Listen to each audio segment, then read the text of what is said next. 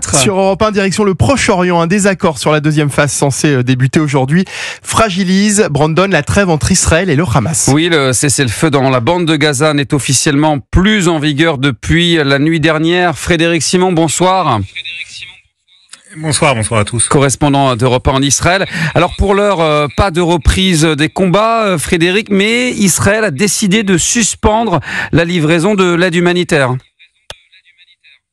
En effet, la décision annoncée dans la matinée a été prise suite au refus du Hamas d'accepter les nouvelles propositions sur la prolongation de la trêve des combats. Israël propose, avec le soutien des États-Unis, une nouvelle période de cessez-le-feu correspondant à celle du mois du Ramadan, puis à la fête de la Pâque juive, Pessah. Au premier jour de cette nouvelle trêve, la moitié des 24 otages vivants encore détenus par le Hamas seraient libérés. Le dernier jour verrait la libération de la totalité des otages encore en vie et la restitution des corps des captifs morts en détention, à la condition toutefois qu'un accord soit conclu auparavant sur la fin de la guerre. Le Hamas refuse. Il exige que les négociations sur le retrait des troupes et la fin des hostilités débutent dès maintenant.